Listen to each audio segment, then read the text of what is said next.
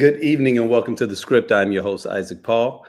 Listen, let's get right into it. For those of you all that are not familiar with the script is the digital counterpart to the Tequila Tales. Now, what is the Tequila Tales? The Tequila Tales is a fully engaging and highly interactive discussion on love and relationships. What we are not is a panel discussion. And I'm always certain to say that, right? Because, there's no shade to panels, but with panels, your goal is kind of getting the insights and getting the feedback from the experts or the influencers or the notables that are on the stage. But with the Tequila Tales, our motto is with the love, we all have a story to share. And so my goal is to get those very authentic stories from the people that attend our live shows. So the script is the digital counterpart of that. And this has been a collaborative effort between the Tequila Tales and blackdoctor.org. And those of you all that are not familiar with blackdoctor.org, it is a resource and an organization whose purpose is connecting people with healthcare practitioners that are of color, right? One of the things that we understand sometimes in this field is the importance of just like the cultural sensitivity, right? And it's not saying that people that are not of the same ethnicity or the same racial makeup as you can't do a good job, because they clearly can. But there are times where you just feel more comfortable, or you may feel a little bit more secure with someone that understands all the nuances that are a part of your culture, right? That are a part of your unique experience. And so, if you find yourself in one of those situations where you are looking for a healthcare practitioner, whether that be an MD, a physical doctor, or, a psychologist, a therapist, a counselor, then you definitely want to use them as a resource. And it's just been a wonderful collaboration thus far. But we are going to dive right in, man, because tonight, we've got a couple of topics that we're going to address, right? And, for those of you all that are not familiar, if you have not realized that obviously our times have gotten a little later than when we started. And it's because, I had this epiphany a couple of weeks ago, right? Where I was like, we kind of function more like a late night talk show, right? Like, we like to get a little ratchet sometimes. And I was thinking about it and I was like, we was going live around like 6, 7, 8-ish. And it was like, that's a little too early for the kind of conversation that sometimes we get into, right? So I decided that it would probably fare better if we had this conversation at night, after you put the kiddies to bed, winding down, and we can just get real. So if you have not grabbed yourself a drink up to this point, I recommend you do so, because we have a lot of topics for us to discuss today. And one of the most pertinent ones is something that has taken the internet by storm.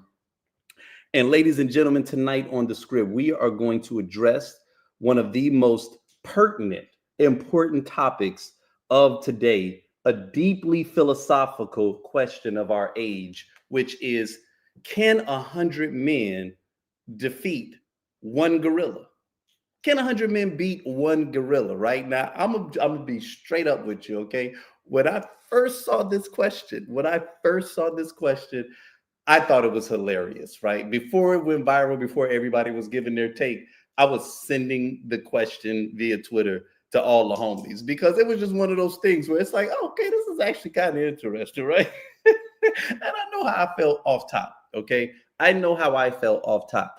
But it was one of those things where it's like, if it has not overtaken your news feed, then that's just because you clearly have a more sophisticated algorithm than I do, okay? Because my algorithm knows that I vacillate. I can go deep into some news, into some political stuff. I can go into a science space, but then I get into the ratchet philosophies. And that's kind of where this one right here, dives into, is really getting into the nitty gritty of this one, right? And so, I got tons of group messages between me and the homies, and it's different threads, right? I got tons of friends. I got friends in Chicago, I got friends in LA, Atlanta, New York, and I've been sending it to them all, right? Because I kind of feel like this is a bit of a gut check.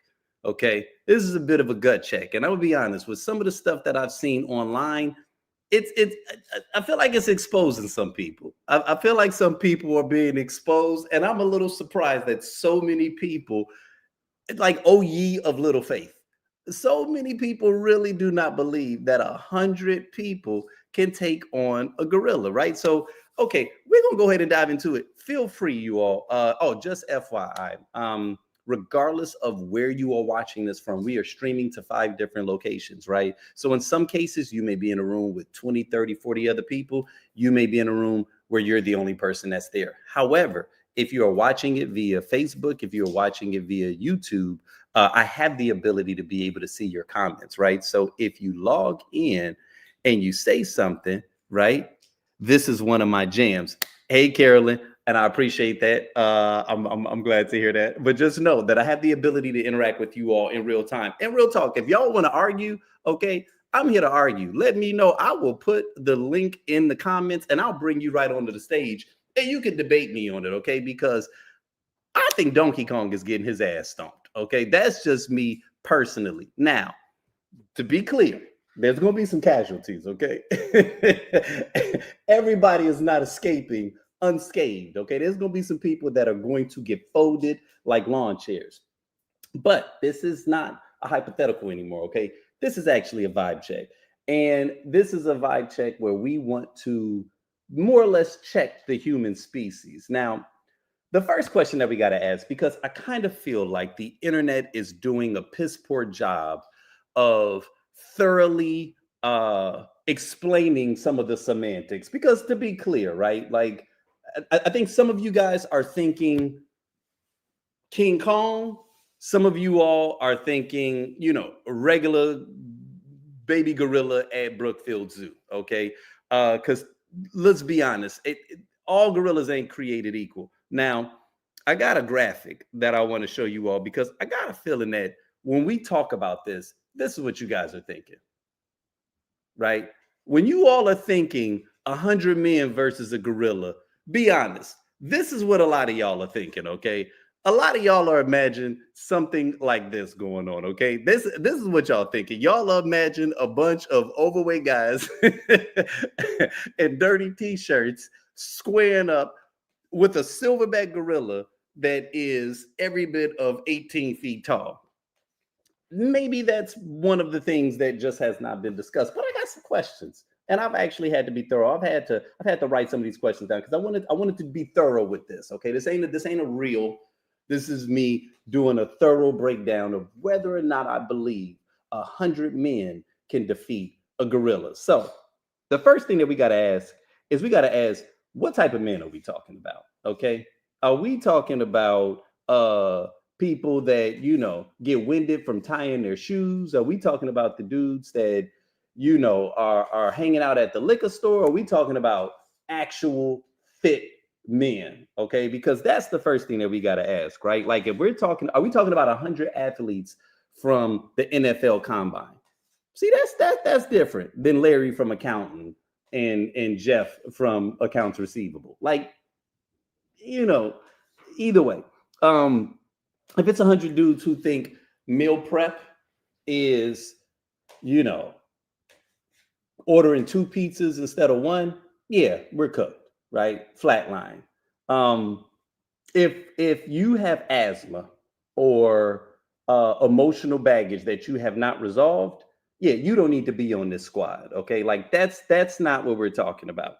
But we have to be honest with this because I think when we talk about it, we know there's going to be casualties. First 10 to 15 are getting deleted. Okay, it's not a fight. It's not an offering.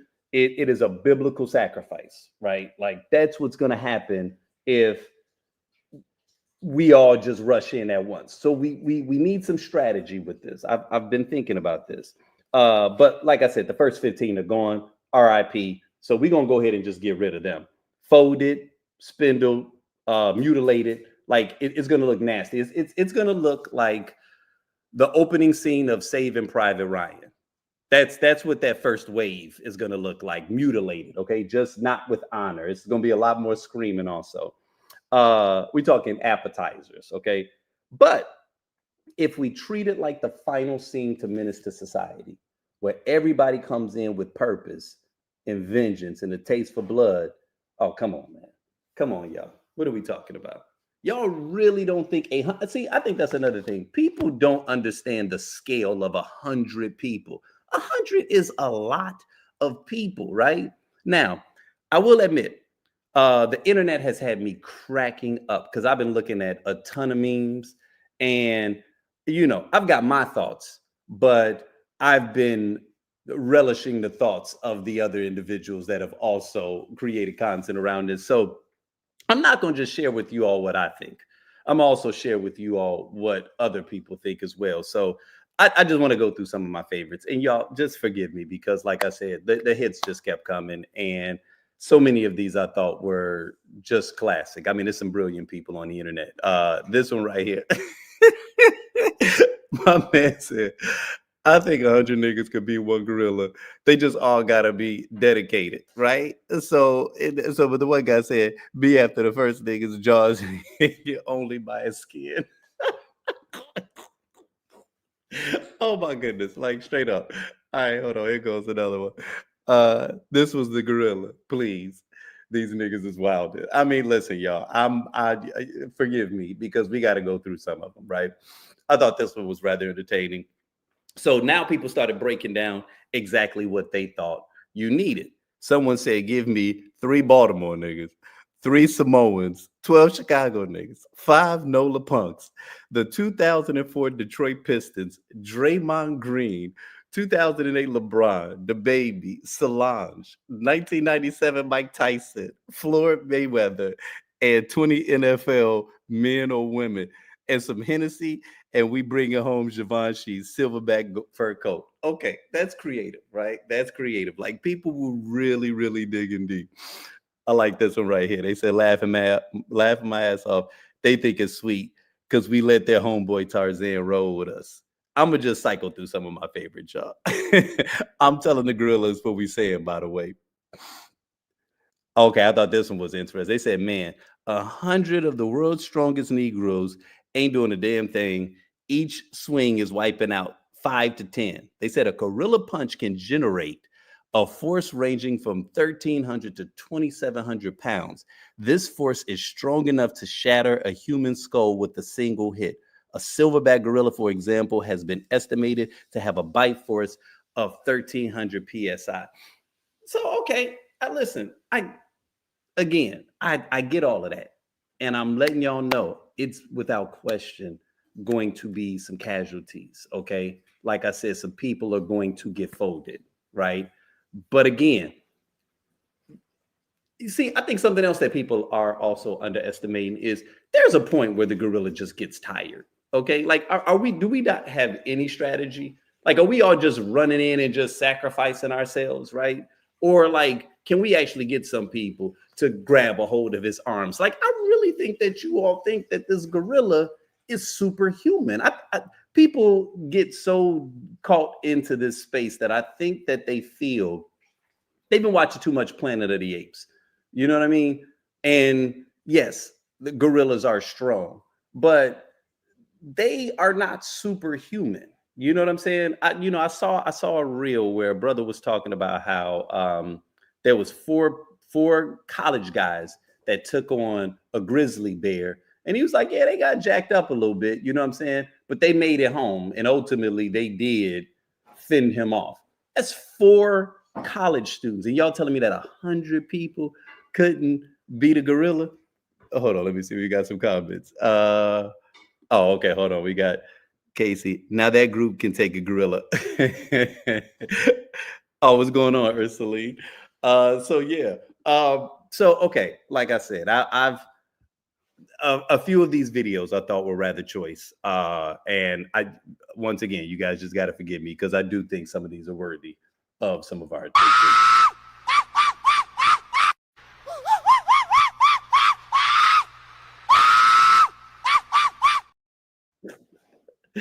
Oh my goodness, hold on. I'm just going through my favorites, y'all, straight up, because some of these are absolutely for y'all. Yeah. You know what? Here go 2 more for y'all. Yeah. You know what? Here go 2 more for y'all. Now, hold on. Now, there was someone that actually did a computer simulation where they said that this is pretty much what they believe that it will look like.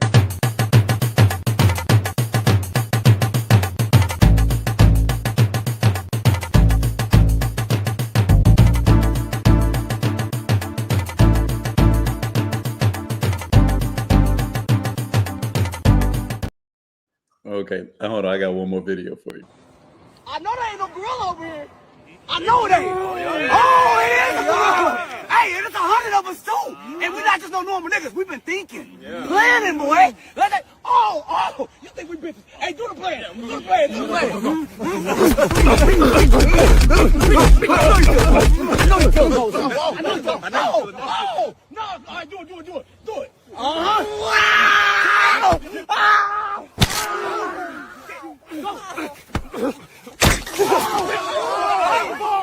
Hey, nigga, we need all right.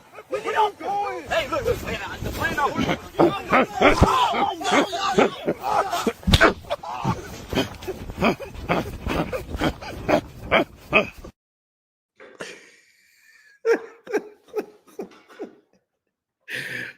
Listen, okay, I love these moments. I love these collective moments where the internet just has an opportunity to argue over something that makes absolutely no sense whatsoever, But like I said, I do think that people are thinking that we're talking like one-on-one. And as you saw in that particular video, right? Like everybody's lining up, no, that turns it into a buffet. You don't want that. Okay. We talking about a coordinated effect. Also, another thing we got to ask ourselves, do we get to train? Because again, are we talking about 10? Are we talking about 100 like random dudes that just are absolutely not athletic whatsoever? Or hold on, because there's one video in particular where I had to say to myself, okay, you know what? Yeah, we can get these dudes. The nigga so tight, the nigga swung his body to the side, and that's how my shit was open, and he hit me, boom, pow. You know what I'm saying? So now I'm down, so I guess his man came, and his man took the chain off my neck and threw it. And when he threw it,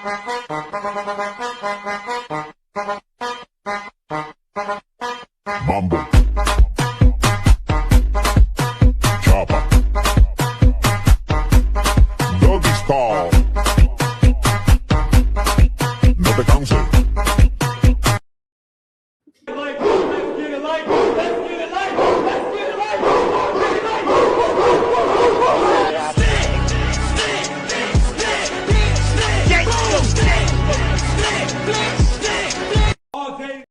Y'all telling me that 100 of them dudes right there, 100 of those dudes right there, we not taking down the Silverback?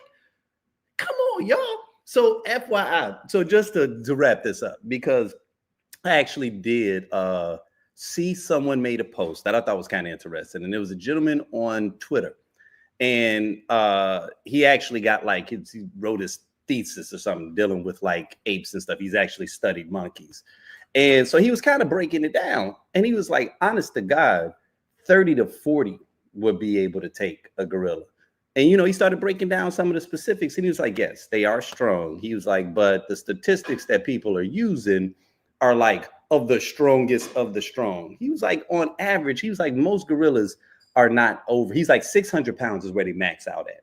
300 to 400 is where most of them are, right? And yes, while they may be strong as like 4 to 5 men, they are not like superhuman. So he's like, and just like humans, they tire out easily. Like humans actually are better when it comes to cardio than they are, right? So, when you really get to thinking about it, it's like, y'all, come on now. You know what I'm saying? And again, I think people forget the scale of how many people 100 people are, right? And that's why, like I said, I love the back and forth, because one thing that is for certain is that we all know that first wave, it's not making it back, right? Like that first wave is not going to make it back. And so that's where all the comedy comes in, is you don't want to be the dude that's the first sacrificial lamb. You know what I'm saying? But I was talking to my wife about this, and I was like, okay, are we talking about a situation where you can run? Because if you can run, then yeah, after the first dude gets folded up and like arms ripped off, everybody else got to think twice. And they like, you know what?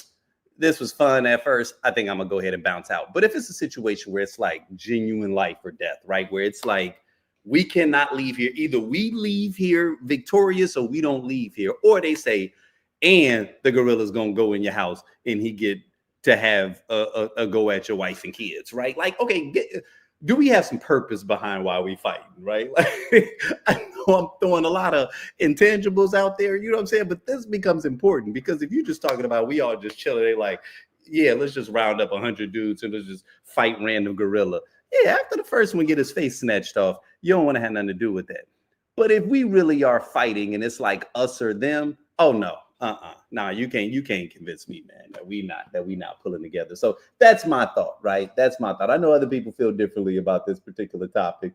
I'm loving the memes. I'm gonna continue to watch them, you know what I'm saying? But I just think people don't have enough faith in us sometimes, man. You know what I'm saying? It reminds me of we talked about this a couple of weeks ago where there was they did a survey where they asked how many they said if there were 1,000 women and you in a man walked into a room, you walked into a room as a man, 1,000 available women in your age group, what percentage of them do you think will find you attractive?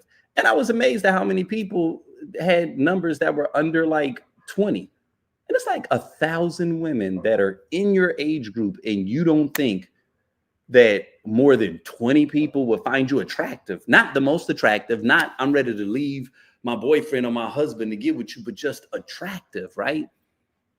People was like, yeah, I say about 15. I was like, man, like this is like, again, I don't know if y'all don't understand numbers or if this is just people think they're thinking realistic, and I'm like, no, y'all just don't have faith in yourselves, man. Like I don't know, either that or I'm delusional, right? give me 99 more me's. Yeah, 20 of us are gonna die, okay? But I promise you, the greater majority of us are making it home. That's all I'm saying, okay? But nonetheless, okay. Now, with this next topic, okay. Now this is going to be interesting, okay. So this next topic we're going to call without watching, right? Without watching. Now we're going to start this with a video, okay. So I want you to watch this video. I'm going to go into the video, and then we're going to make a slight pivot, right? Said to me, abortion going back to the states was a good thing because now each state can kind of make their own decisions on how they want to handle it. This might surprise some people, but I understand the logic here, and I actually kind of agree because different states feel differently about it, and I think that they should be able to make their decisions on how they want to handle it. And I would take it even a step further. Like if you look inside of the states, you'll have regions of those states that feel very differently about abortion, and I think that those different regions should be able to handle it differently with like autonomy and agency. And even if you look inside of the regions, like there'll be two cities that'll be right next to each other. It happens all across America that like have vastly different opinions on abortion. I think that those two cities should be able to kind of handle it the way that they, even when you look inside of the cities, if you look like in the neighborhoods, you'll have two neighborhoods that feel very differently about abortion. And I think that those two, if you look inside of the neighborhoods, you'll have two houses that will be right next to each other. And both houses will have different ministries on abortion. And I think that they both should be able to, even if you look inside of the houses, there'll be a woman inside of that house and she will feel differently about abortion than another woman. And I think that she should be able.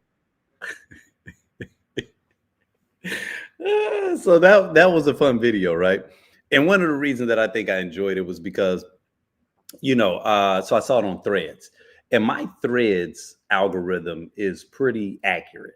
You know, sometimes you find yourself on some platforms and you feel like it's rage bait, you know, or maybe sometimes I feel like that happens a lot on Facebook and probably Twitter, right? Like Twitter is all rage bait, to be clear, but Facebook, the algorithm is sending you things, but then also since Facebook is driven by the groups, depending upon what group you're in, you know, you may have joined a group because you wanted to be a part of a particular community, right? I've done so here in Phoenix, also did so in Chicago, right? And in both instances, you know, it might have been something so that I could feel connected with people that are kind of on the scene or whatever, you know, just to not only educate them about tequila tales, but just to remain inside of the know, right? And so you think you're in a good group, you know, like there's one group here in particular, and it's like, I can't remember the name of it, but it deals with Black people inside of Arizona region. And there's always like one or two people that consistently just throw things in there to rage bait. You know, they want to be spicy. They want to mix it up. And every time you see it, it's like, okay, like I just gotten to the point where I've wisely just started to hide certain people. It's like, don't show me nothing that comes from this person. Because every time you see it, it's like, why is this shit coming up on my newsfeed, right? So when I first saw this post, I was like, okay, this is kind of weird for me to see this on Threads, but it did catch my attention. So I watched it and I was like, oh shit, okay, this is funny, right? But then you go into the comments. Now, this was inside of the first, I would probably say, couple of days when this post started getting traction, right? And these were how the majority of the comments that I saw were looking. So one comment, this is a very tone-deaf take because you are not a woman. It should be a law that men have no effing say in what the heck a woman does with her body. I'm not going to watch the entire video because you started off wrong. You should have said some real ish and tried to grab my attention in the first 3 seconds.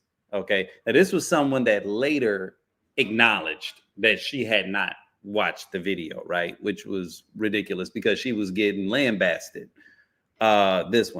This video was a test of the internet's ability to concentrate for more than 30 seconds, and y'all failed tremendously. We're doomed. Had another one. This is the reason why Trump won. Adults who lack critical thinking skills, patience, and toddlers, and the ability to understand sarcasm and satire. You can't make your mind up in the first 3 seconds of a video. Barely a whole sentence has been spoken. Listen, calm down, and listen. This was intellectually sound and hilarious. I can't help everyone. Anyway, dude, this was beautifully done. So like there were a lot of people that had to come out and start defending it because I'm telling you, like almost 80 to 90% of the comments were people that were like jumping in and like totally eviscerating this guy, right?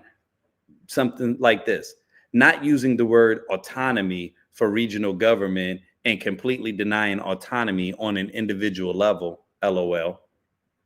It's always men talking about the rights of women. It's not about abortion. It's about healthcare and being able to choose your life outcome. I'm just tired of men making decisions about stuff that affects them 0%.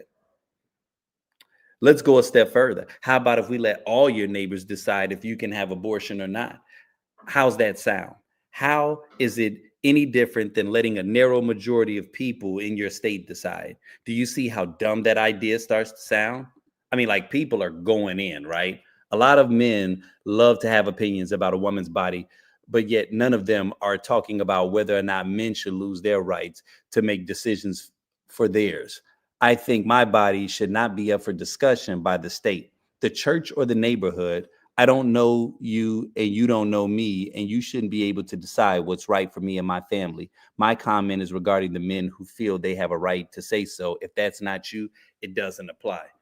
And then finally, why does it matter if you ain't carrying the baby? So STFU. Like, I mean, when I say the majority of the comments were going in. So like the first few that I showed you were people that were just like amazed at how few of the individuals that jumped in and commented never actually watched the entire video, right? Like there was this one woman that was going back and forth. And then after she finally got called out, she just had to admit, like, you know, like, oh yeah, you know, I just watched it. You know, I can't remember exactly what it was she said, but then the guy was like, literally, the video was 60 seconds. You know, he was like, if your ADHD is that bad, then we are cooked. And she just had to laugh and was like, fair point, right? But it did get me to thinking like, wow, like this is a large part of what is wrong with society today, right? So, you know, I said a moment ago that kind of what we're talking about is without watching, right?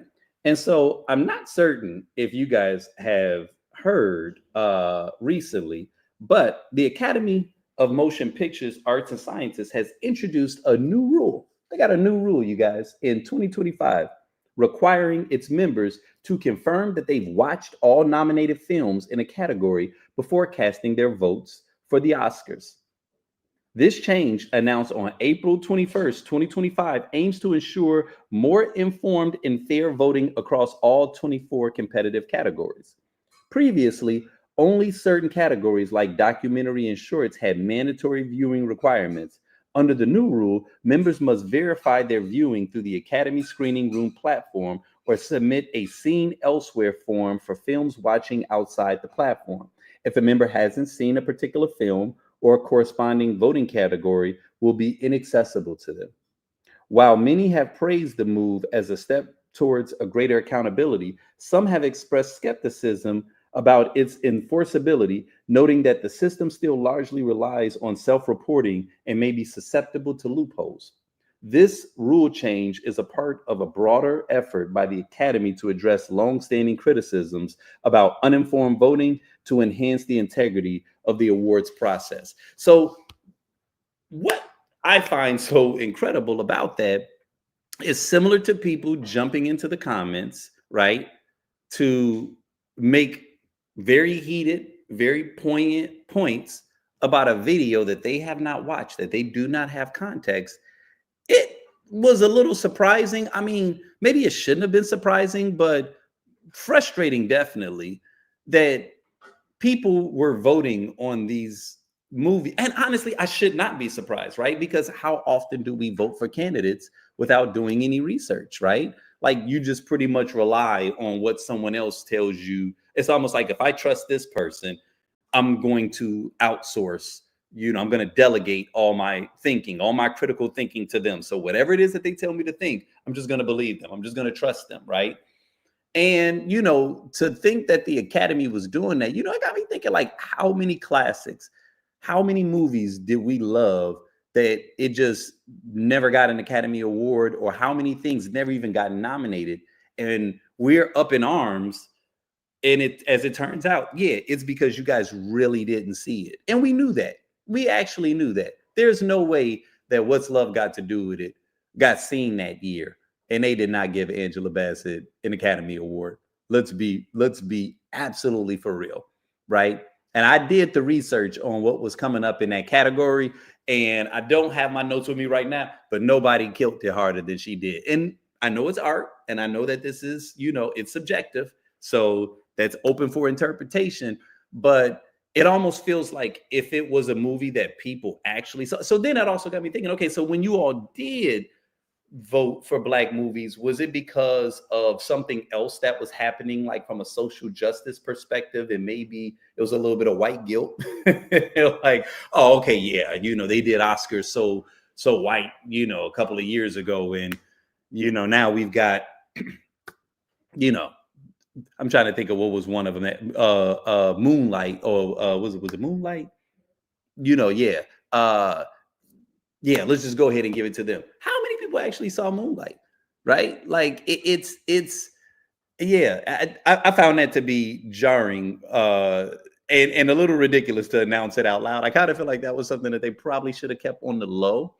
But again, I think that this is a part of a broader issue where we are living in a world where people just do not take the time to grab context. And I don't think that this is, I don't think that this has anything, I don't think this is mutually exclusive to white people. I don't think this is exclusive to a certain age demographic. I think it's all of us. I think we are living in a world right now where information flies at us at such an alarming rate, and we're trying to consume so much that we don't take the time to properly digest it, right? It reminds me of a good friend of mine who I remember back in my 20s, man. We were working together and we were going to the food court. And, I grabbed whatever it was that I was grabbing, and he grabbed some Taco Bell. It was one of them gorditas or something like that, that little thin, like little pizza or something, I think it was. And whatever it was I got, it was a lot thicker and a lot more than what he got. I inhaled my food and I looked up. About 10 minutes later, man, he is every bit of a quarter to a halfway through his food, because he is chewing everything that he puts in his mouth about 30 times. And it just dawned on me. I was like, dude, what is taking you so long? He's like, nah, I chew my food out. And so I was just watching him. He's like, yeah, I chew. He's like, it's somewhere between like 25 to 30 times.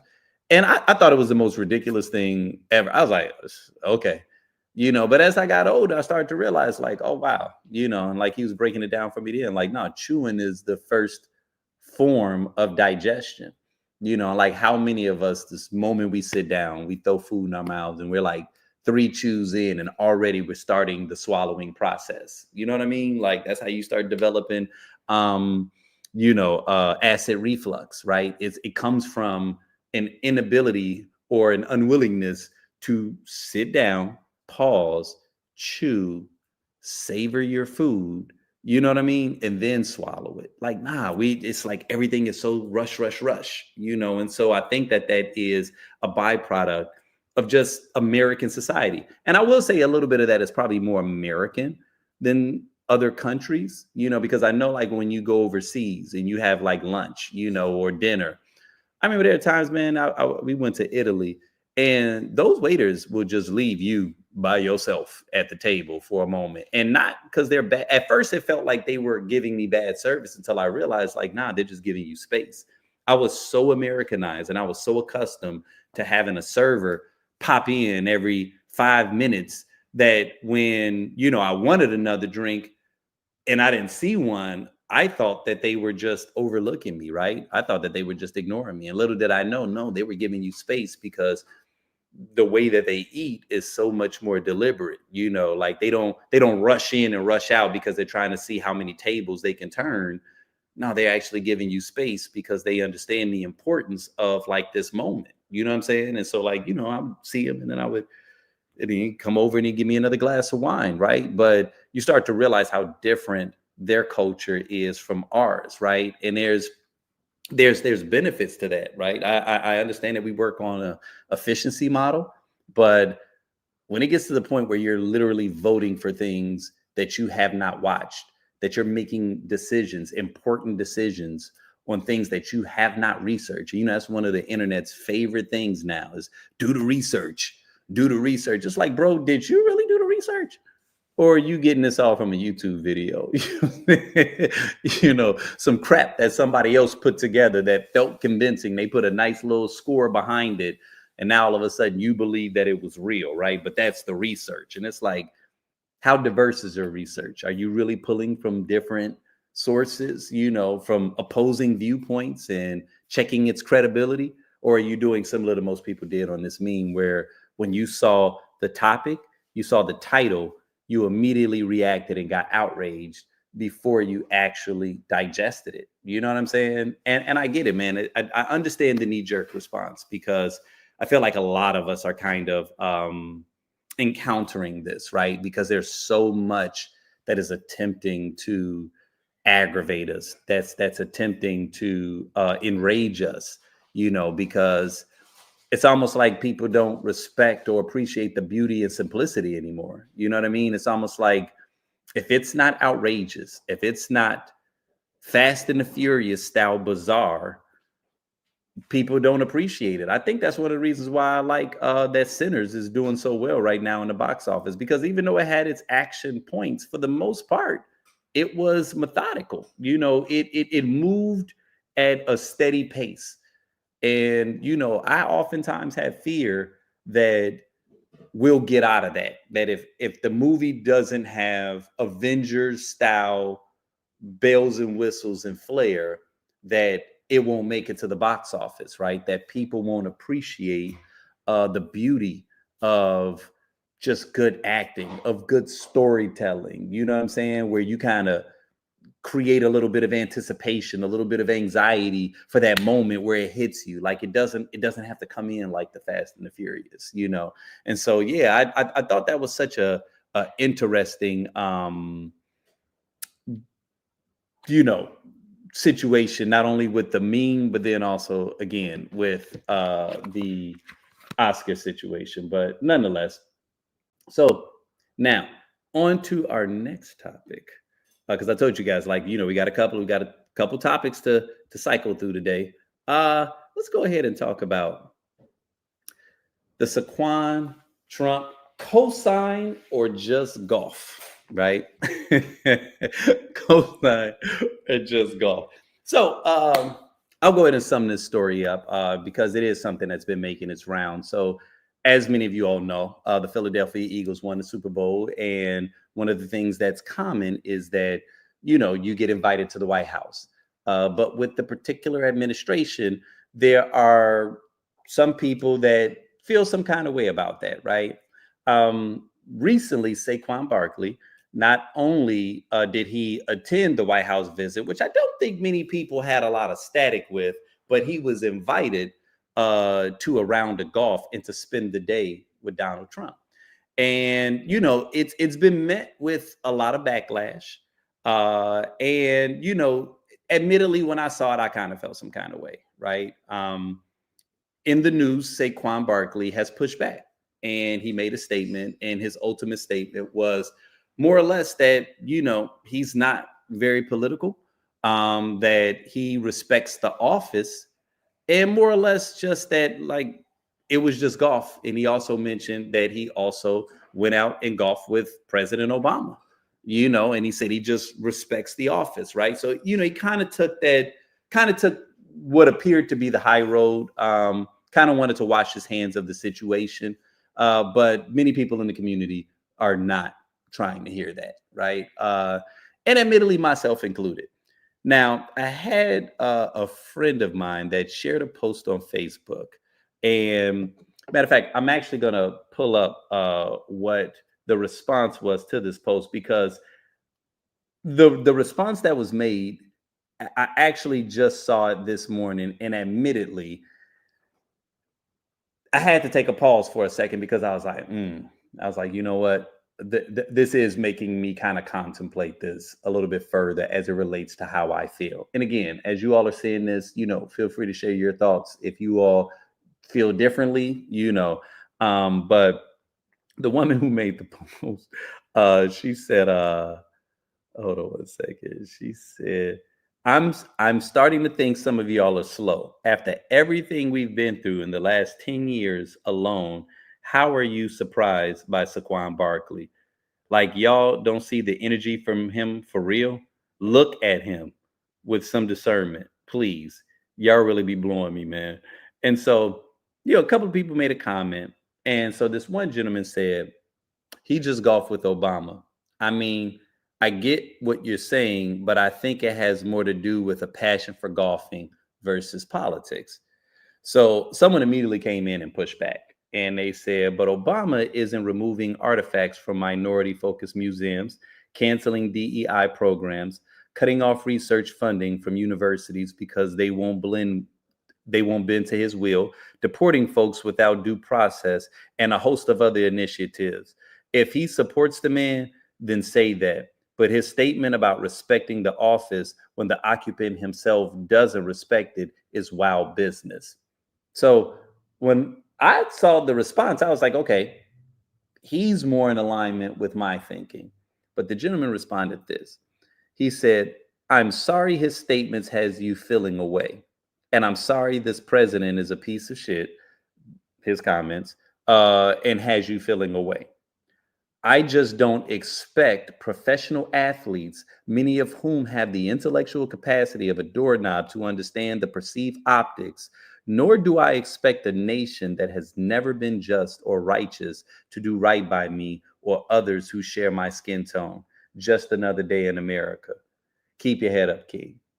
So when I read that, it made me feel some kind of way, because I was like, man, as much as I want to push back against this gentleman, because sometimes he and I can disagree. He's an old friend. We can disagree about some things. I actually really did have to take pause in what it was that he said as it relates to sometimes people not understanding the perceived optics of something, right? And how easy it is to be presumptive that everyone's news feed looks like yours does, right? And I don't know if you all ever encounter things like that. Like, I showed you all a lot of videos from, the gorilla versus the 100 men, right? I'm starting to even become more intuitive with how the algorithm operates. And it's been growing. And it used to be where they would send you content from certain people, Then it got to the point where they could tell if there was a certain song that you like, and that's kind of how it would feed you content. But it's getting so intuitive now that it knows when you are tapped into certain topics, right? Like the 100 men versus the gorilla. There's no hashtag that people are putting alongside that content. However, the algorithm knows I find it entertaining. And so it's hitting me with tons of it. Meanwhile, I can talk to my wife and she may not even be aware of the question at all, right? Even if we're both following Shade Room, they're not going to send her that post that Shade Room made about that. They're going to send her something else, right? Like, it's fascinating. There's this gentleman that I follow. I can't think of his name right now, but he's like a progressive guy, really forward thinking and really, pro LGBTQ, kind of like a social justice warrior type. And I used to see a lot of his content for a while. And then all of a sudden he just went away, right? Went away to a point where you would think I almost don't follow him anymore. Have not seen him literally in months. He made a post about this 100 men versus the gorillas. And then all of a sudden, boom, he pops up like within the first maybe hour or two of him making this post. And I'm like, damn, this algorithm is getting so intuitive that they even know when a person you follow is making content that's trending in a way that it's something that you may want to consume, right? So I share this to say, some people really are just apolitical. Some people really are just hands off when it comes to this stuff, right? They don't understand the nuances. They're not following CNN. They're not following MSNBC. They're not following Joy-Ann Reid and, Angela Rye and, Ta-Nehisi Coates. They're not getting the type of content that I'm receiving, right? Maybe they're getting all sports, right? Maybe they're getting just funny stuff. Like, the algorithm knows what's going to keep you engaged. And if politics is when your mind turns off, then it's not sending you that. And it's not to make an excuse for people, but it is making me, I am having to, I guess, broaden my perspective on this, right? I am having to broaden my perspective to say, is it fair for me to expect people to be knowledgeable about the things that I'm knowledgeable in, right?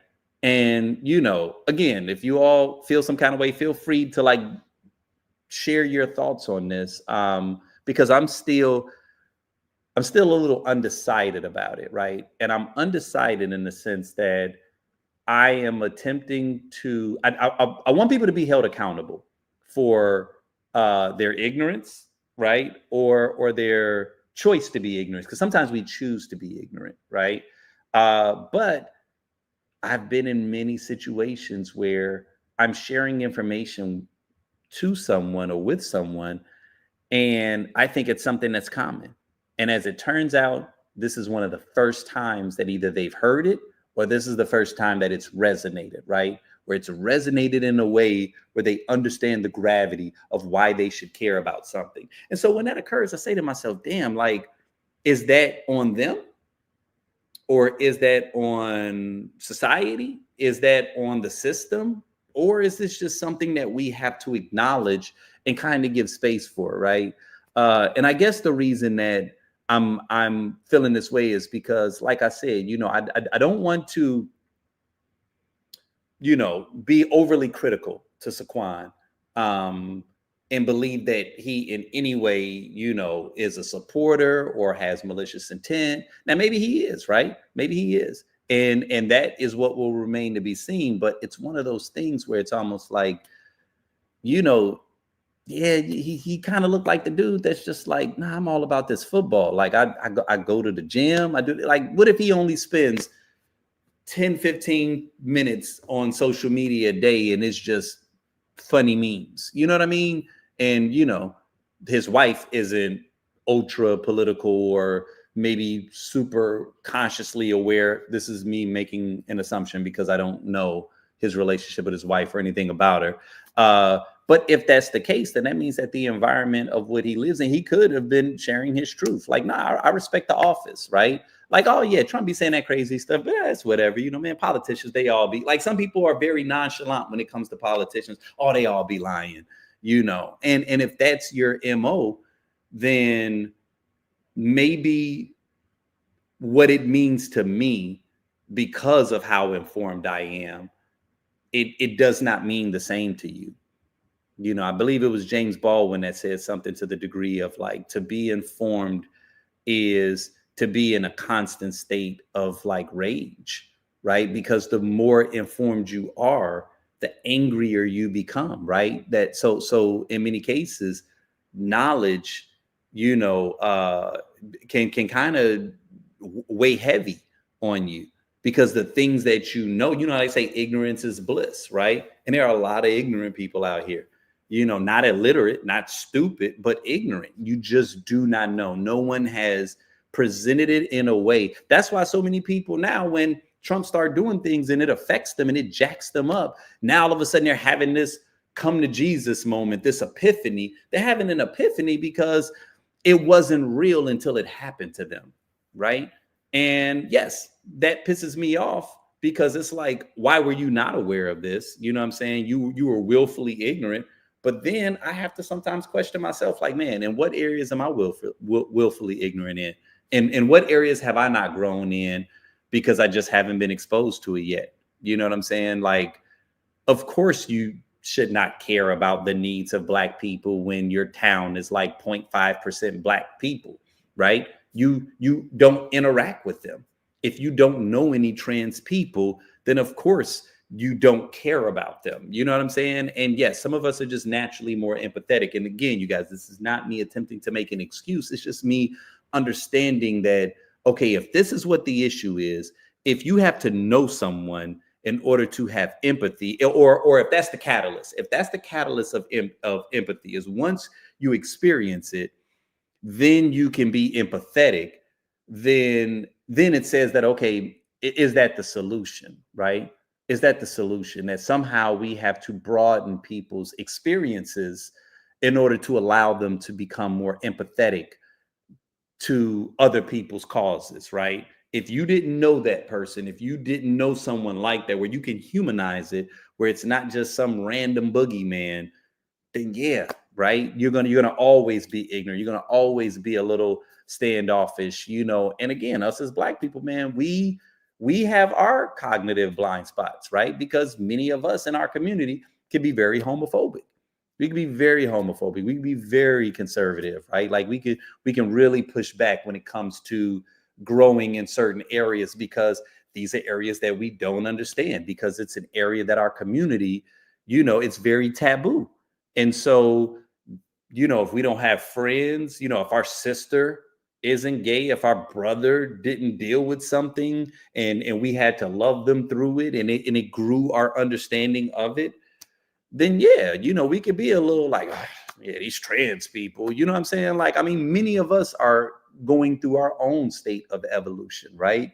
And so yeah, it's just one of those things, man, where I was just like, yeah, I'm gonna have to continue to meditate on that one, right? Because you want to grow, you want to evolve, but at the same time, like I said, I also don't want to just give people a blanket pass, because I do believe that if people aren't held accountable, then where is the growth? And there are times where you say to yourself, you should know better.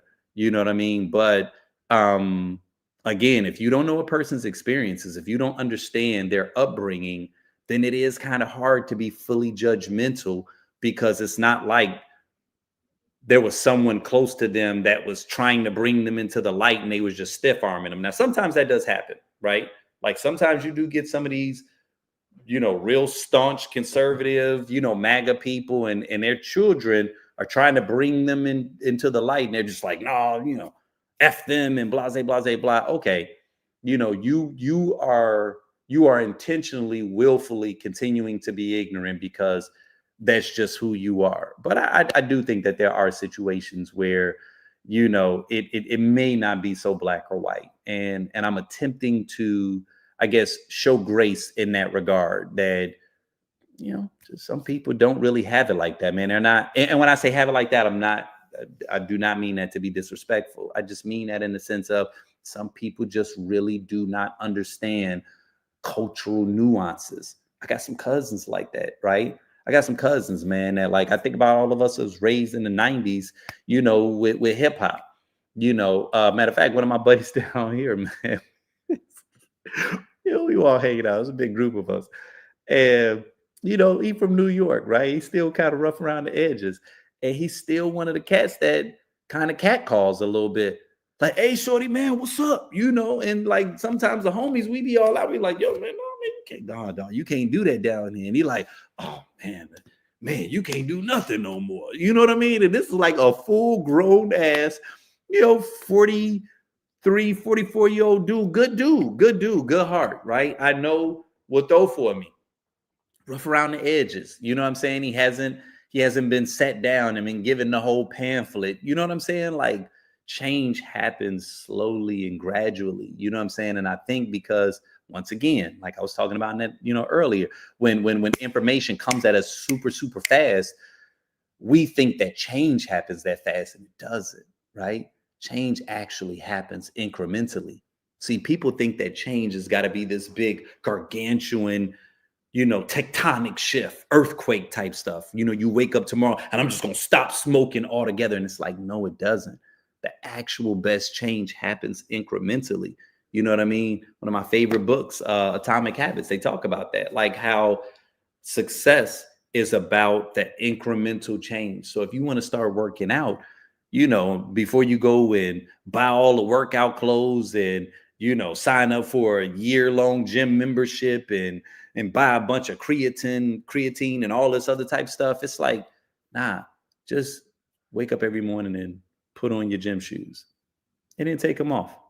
Like just that one habit, just that small habit, right, can be enough to catalyze the kind of change that over time, okay, now you're not getting up and just putting on your shoes. Maybe you're getting up and you just walking around the block, right? Maybe that 1 block turns to 3 blocks. Then that 3 blocks turns to a mile, right? Now a mile turns to 2 miles, right? Like it's incremental, but over a period of time, that incremental change is a gargantuan leap. You see what I'm saying? So it's like, it takes people time, right? It takes people time. And I'm trying to grow in that, because I'm gonna be honest with you. I'm one of those type of people, man. At the moment that I hear anybody aligning himself with the ridiculousness that is this administration, you know what I'm saying?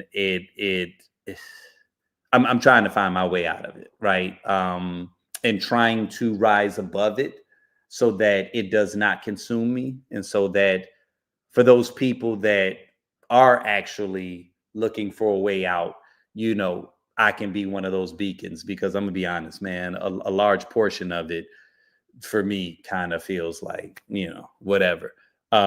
Casey said, choose to be ignorant is the key word here. I get what your algorithm feeds you, but there is so much that is impacting everyone around us.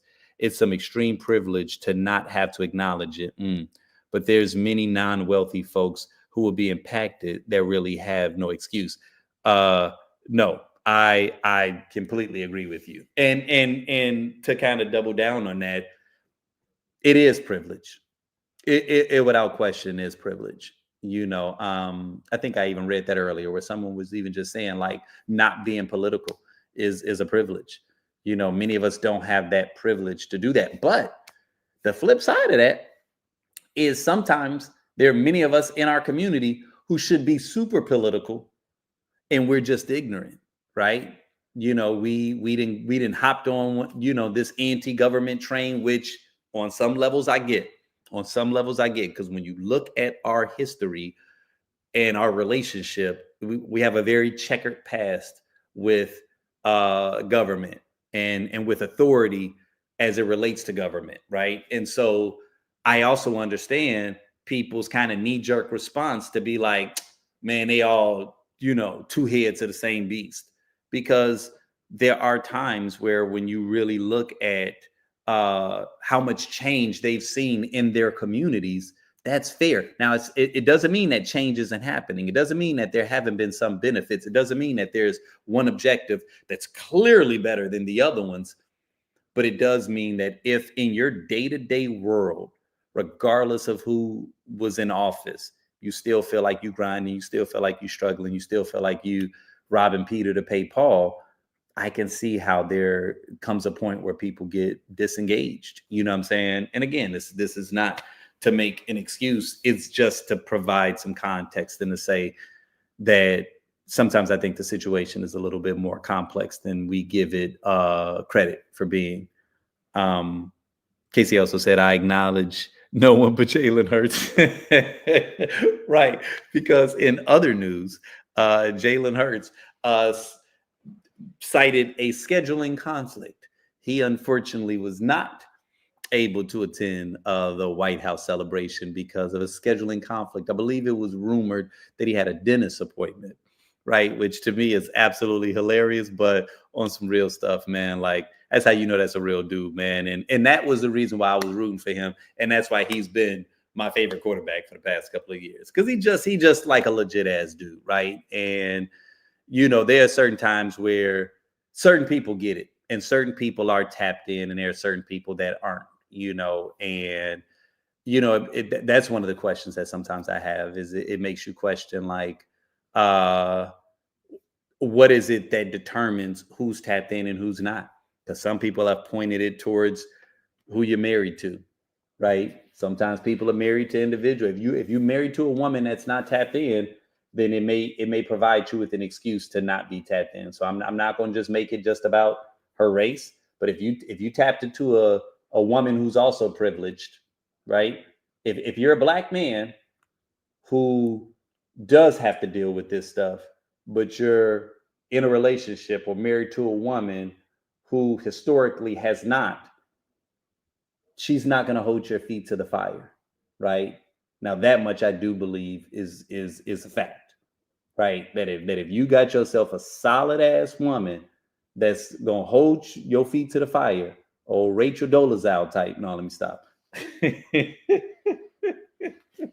But y'all know what I'm saying, though, right? Like there are times where if you hanging around and you in them circles where people are living this ultra privileged lifestyle, then yeah, you start saying dumb stuff like, slavery was a choice, right? You feel that way because you've been living in this world that does not function by the same set of rules and circumstances. And every once in a while, people need a nigga wake up pass, right?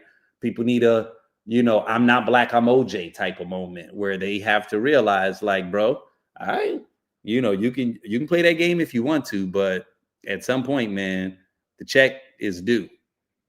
Okay, now, finally, got to talk about this. Snubbed or skipped. Snubbed or skipped. All right. Now, go ahead and give you guys some context. Everybody's been talking about it, or everybody's at the very least been following it on some level. But despite impressive college statistics at Colorado, where he threw for 4,100 yards with a 74% completion rate and 37 touchdowns, only 10 interceptions, Sanders experienced a significant drop in the draft, ultimately being selected in the 5th round by the Cleveland Browns. So shout out to him for getting picked up. Really, really excited about that. Despite impressive college statistics at Colorado, where he threw, several factors contributed to this expected slide. Reports indicated that Sanders' pre-draft interviews were poorly received, with some teams describing them as an absolute disaster, citing concerns over his attitude and preparation. Additionally, his decision to skip the NFL Combine and a perceived overconfidence may have raised red flags among scouts and executives. The involvement of his father, Deion Sanders, also played a role. Deion's public statements about wanting his son to play for a specific teams led to speculation that some organizations were deterred by the potential for external influence and distractions. Moreover, there were reports that NFL owners instructed their teams to remove Sanders from their draft boards, labeling him as entitled. Financially, this drop has significant implications. While the first overall pick, Cam Ward, secured a contract worth approximately $48.8 million over 4 years, Sanders' 5th round selection resulted in a deal valued at 4.6 million, marking a substantial loss in potential earnings. Despite these challenges, Sanders has expressed determination to prove himself to the NFL, viewing the situation as motivation to succeed at the professional level. So, a couple of things that we could talk about, right? The myth of pure meritocracy, right? Shadur's numbers, great. But the NFL franchises don't just draft stats, they draft culture, chemistry, and controllability.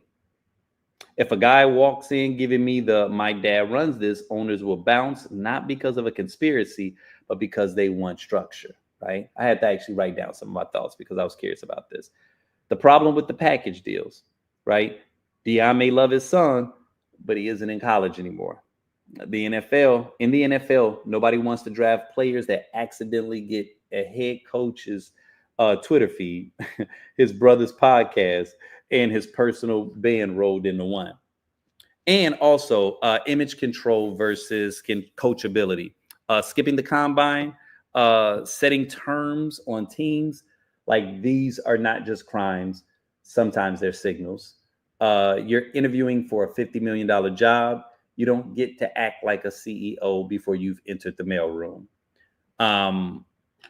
Now, before I really go in and just really share my personal thoughts, I will say that first and foremost, we all know racism is alive and well in America. So I will start with that. This is not one of those, oh man, this ain't that. We all know that in many ways, racism is as American as apple pie. That's just not something that we're even going to pretend with. When it came to this particular situation, I'm a little torn, right?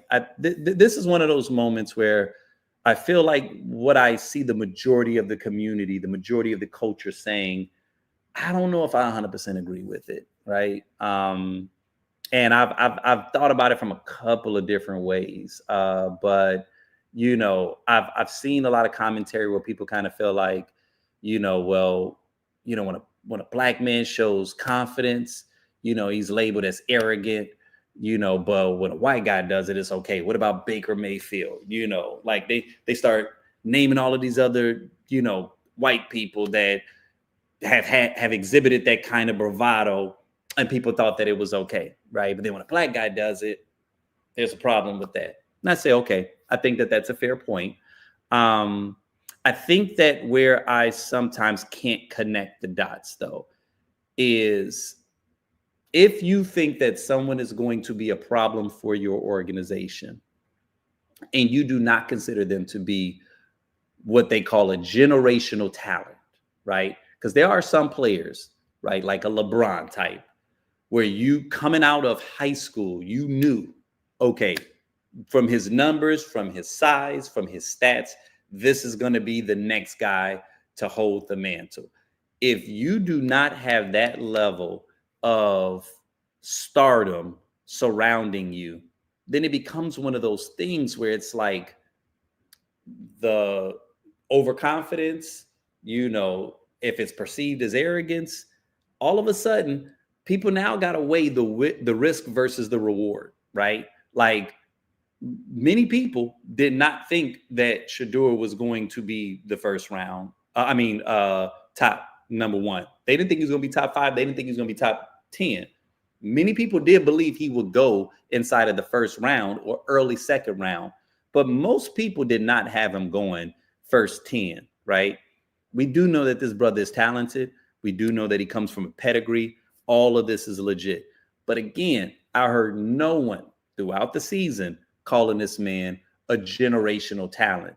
So with that being said, if you think that this is someone whose persona, whose attitude, whose state of mind is going to disrupt your ball club, if you even have an inkling of that, if you think that as a GM, as a head coach, as an organization, they are going to create more of a headache, but they're not going to actually lead you. Because I recall one of the times he had a interview where he was like, yeah, don't pick me up unless you're ready to turn your organization completely around. Okay, that sounds good. But if people do not believe that your talent warrants that level of confidence, sometimes they're going to stiff arm you. And I guess I just don't understand why we are expecting someone who feels that way to still say, but I'm gonna go ahead and take them anyway. Let me go ahead and willingly take someone that I believe is going to give me a headache, right? Like nowhere else in any other, job do people make this kind of sacrifice unless they think that you are going to be a change maker. If they really believe that you're going to be a change maker, if they really think you're going to come into their organization, you're going to, 10x their earning potential, right? All of a sudden, revenue is just going to be flying through you. Oh, yeah, you can show up late. You can cuss at the CEO. You can, have bravado. You can drive the fancy car. You can do all of that, right? But don't be on the pip, okay? Don't be on some kind of performance plan and you up in there talking trash, right? You about to have a talk with HR. You see what I'm saying? Like in this situation, from my perspective, I'm like, listen, y'all, I also know we in America, right? And I do know that they do perceive us differently, so it's one of those situations where I'm like, is it unfortunate? Without question. Am I rooting for Shador? Abso-freaking-lutely, right? Am I surprised? Not at all, right? Because he does come with a bit of cachet. He does come with what some people may consider baggage. And if that's making them hesitate, nobody is looking to take on a $40 to $30 million headache.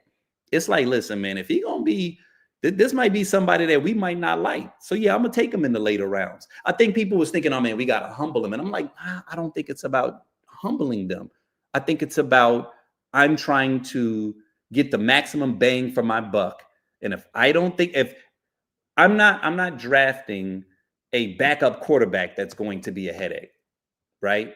If you didn't want him as your top quarterback, if you was going to take somebody else and you was just like, because that's what people would say, oh no, there's some teams that definitely could have used him. Yeah, I definitely think it is.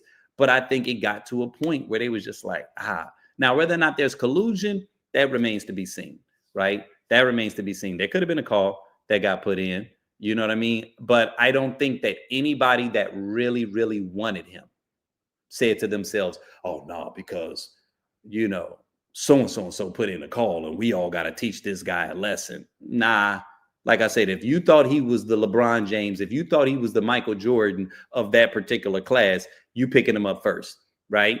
You trade and you doing whatever it is that you have to do to get that pick so that you can snatch him off the board. And I honestly think that this is what one of those situations was. Now, if he didn't come with that baggage, does he go a little bit earlier? Possibly.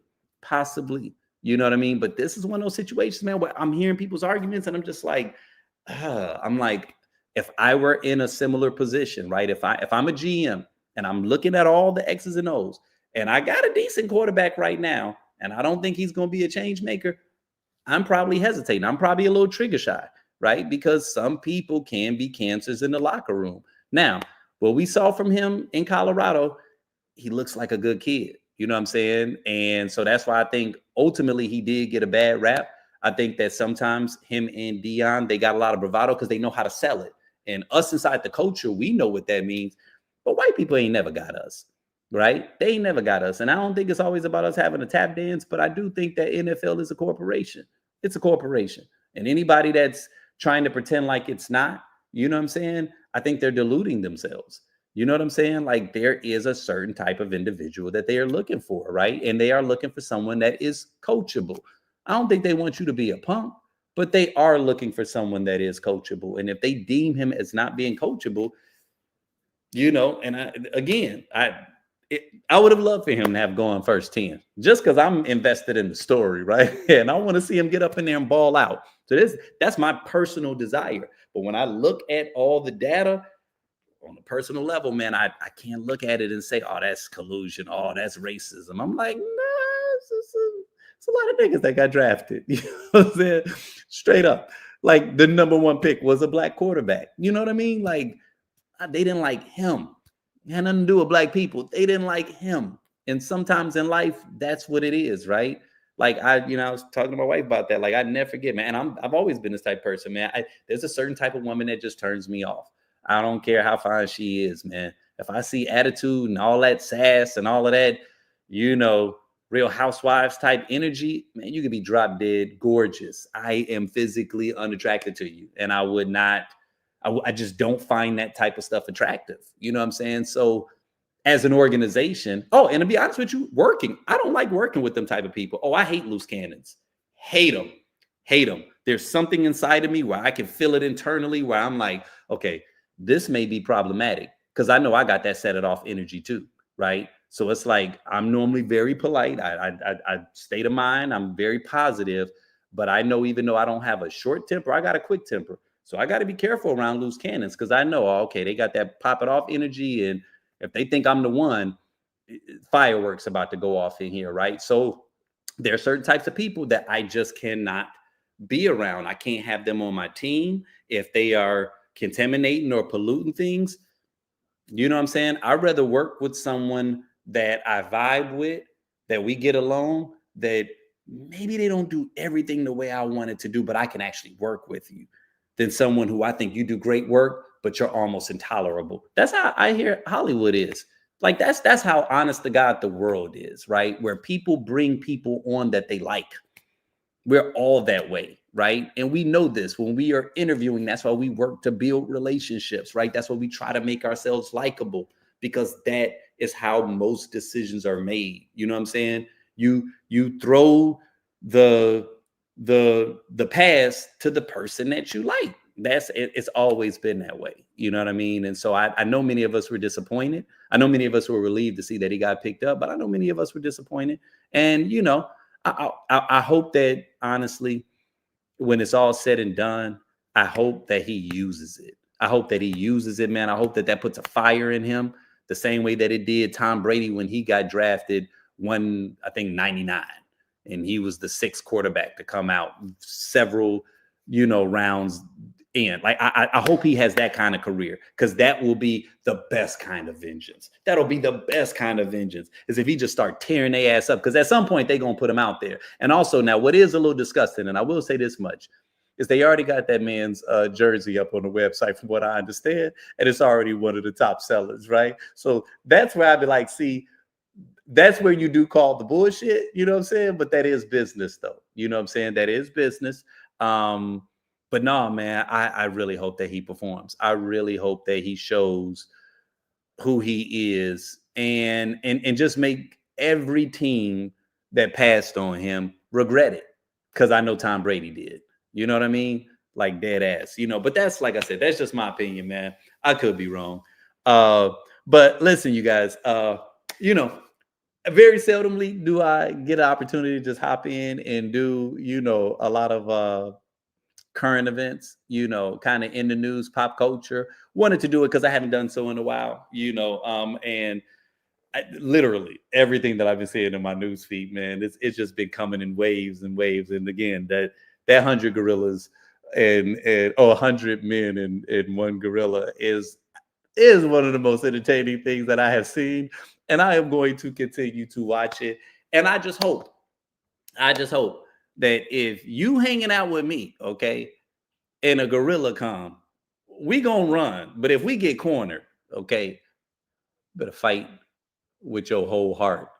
You know what I'm saying? Because I've been seeing a lot of punk, a lot of punk activity online. You know what I'm saying? A lot of y'all need to hit the gym. That's all I'm gonna say. A lot of y'all need to hit the gym, because a lot of y'all do not believe in your capacity with 100 people like you. Okay, with 100 people like you, y'all don't believe that we can take the dude down. And I don't know how I feel about that. I get it. I understand it, but whatever, man. It just means that we all need to get our ass in this gym and get our weight up. We ain't gonna be able to beat a silverback on our own, but can we go down with a fight? You know what I'm saying? I think that's what it comes down to, right? Are you going down swinging? You know what I'm saying? Are you going down swinging, or are you just going to get obliterated? Are you just going to get your whole face snatched off? You know what I'm saying? Is he going to grab you from the back of your neck because you trying to run away? Or are you going to square up like a real man. You know what I mean? Dead ass, man. But y'all, until the next time, man. It's been fun. Every Tuesday. If you all are not following us on social media, I want you all to definitely do so. And yeah, man, until the next time.